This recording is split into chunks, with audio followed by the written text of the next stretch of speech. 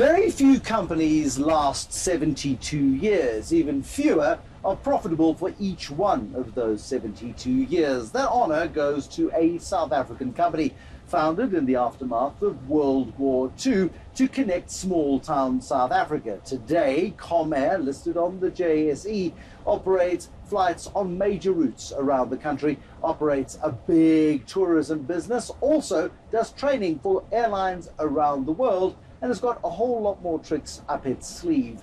I'm in a flight simulator. It looks like a real cockpit because it is a real cockpit, and if you look out the windscreen in front of me, we're about to take off on runway 03 if I'm allowed to be unleashed, frankly.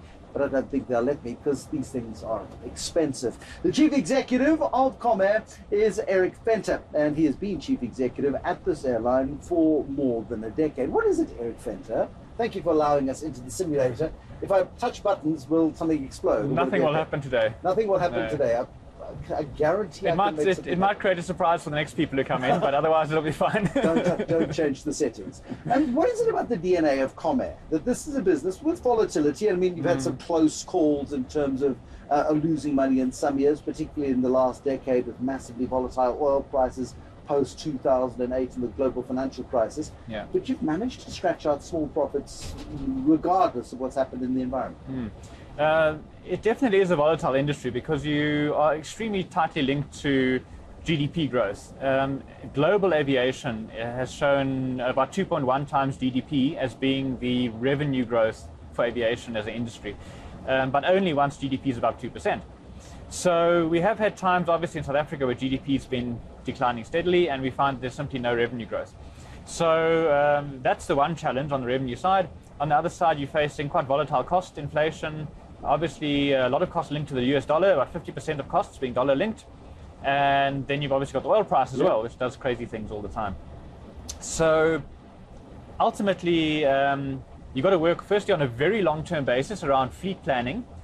And then you've got to work on a very flexible short-term basis around year-to-year circumstances. And then you've got the day-to-day operation, which runs 24/7, minute by minute for 24 hours of the day. Yeah. That has to also work perfectly in sync all the time. I mean, you also work your aircraft very hard. I mean, an aeroplane that's sitting on the ground is worthless to you. Exactly. And so you're probably flying, each aircraft is on a schedule of a 12 to 14 hour day. I mean, 6 a.m. until 9 o'clock at night in some cases. Yeah. And you have to. I mean, today you're looking at about 750 million rand for a new aircraft. So you really have to get value out of that asset. You just simply cannot afford to have a new aircraft that's not flying full optimum operations. Again, having that flexibility to restructure where you find things are not working well. So if you do find that a route has become unprofitable for some reason... But that's been, I think, the strength of BA Comair, the Comair business over many years.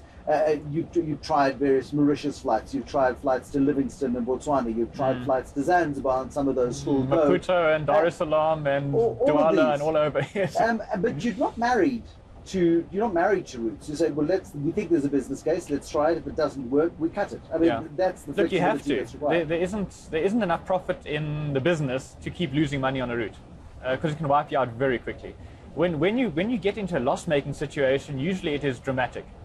So while we work on a margin of around 5% on our total network, if you get one route wrong, you can easily be running at 50 to 60% loss margin on that route overnight.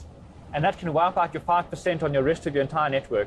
So there is no time to sit there and contemplate when things are going wrong. You've got to get out of it immediately. How many aircraft are you operating across BA Comair and on Kulula? Well, we have 26 aircraft in the fleet in total. We have 21 aircraft scheduled.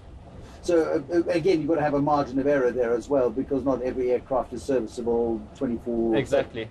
Now, in South Africa, we have abnormally high margin of error. Typically, we'd be sitting with, in the region of at most a 10% surplus of aircraft for backup maintenance on a global standard. In South Africa, we're sitting with 5 spare aircraft for 21, which is quite abnormal, but it reflects the circumstances we're facing. I want to talk about those circumstances because they're critical circumstances and they link you with an umbilical cord to the national carrier, which is SAA, which, as we know, is not a profitable airline. If anything, it is bankrupt. But if we took off from here, if you would let me, if we took off on this runway 03, we'd be going north.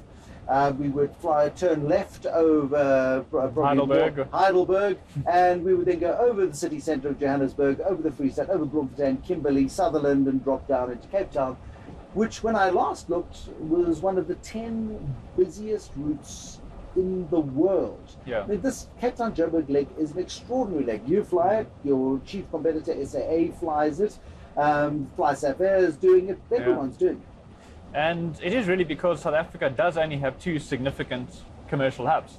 Now, of course, the guys from Durban and P and everywhere else will kick me for having said that, but the truth of the matter is that almost all of our traffic is between Johannesburg and Cape Town as a country. So after you take the Joburg-Cape Town route out, the next route is Johannesburg-Durban, and that's less than half of the size of Joburg-Cape Town. And after that, you get something like Port Elizabeth, which is again less than half the size of Joburg-Durban. So the curve in terms of routes is just like that. There's really not much beyond Joburg-Cape Town to be in truth. But that really reduces the odds of you ever making it big in this market. Yes, you can survive. Yes, you can grow, and you can run an impressive business, but you're never going to be the next Delta or the next Southwest. No, not as a pure airline carrying passengers.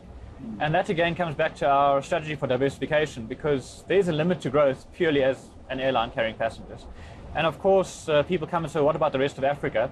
Because typically you see the flights into Africa on small aircraft extremely full, but that's because there are only enough passengers to fill a small aircraft. That's the reality of it. I mean, that's the tragedy of the African growth story. I mean, I think 10 years ago there was this assumption that the GDP growth rates of the SADC countries would continue at 5, 6, 7, 8%.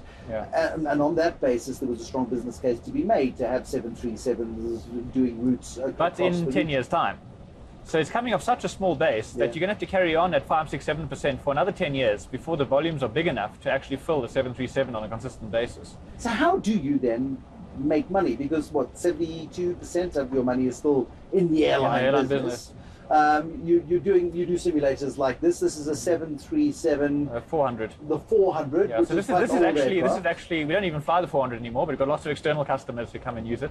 So I mean, do pilots come from around the world, different airlines from around the globe, to come here on this machine to learn how to fly it? Exactly. So we still have a lot of these aircraft flying either as cargo aircraft or as passenger aircraft. A lot of them as charter business. We also have some of the air forces around the world still operating them. So we have Air Force training done here as well. So that's one of the businesses we've got into is pilot training, and we've also now recently got involved in cabin crew training, for ground staff training. We're getting involved in the training of technicians because we're seeing a massive shortage of technicians, airline technicians in the world today.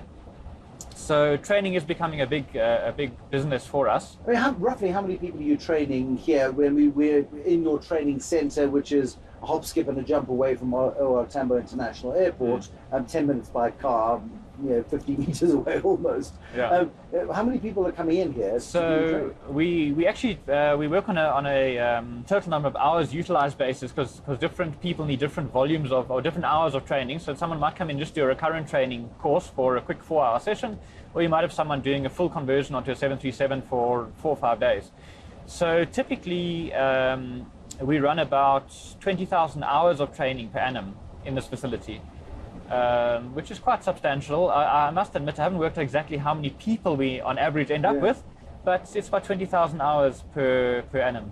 The enormous complexity of the airline trade. It was Warren Buffett who famously said, had a capitalist been at Kitty Hawk on the day that the Wright brothers took off, 1904 I think it was, with the Wright Flyer, if somebody had shot down the Wright Flyer on that day, they would have saved investors in airlines billions of dollars. Nowadays, Warren Buffett is an investor in America's 2 biggest airlines. The airline industry has changed fundamentally. Gone are the days where you might be lucky to have an empty seat or an empty row on a long-haul flight. And certainly on the short-haul flights, you're going to be cozily packed into an aeroplane nowadays. It's all about formats, it's all about fuel consumption, it's all about keeping the costs down. I want to play on the Xbox in a moment, but first, Erik Venter, back in a few minutes.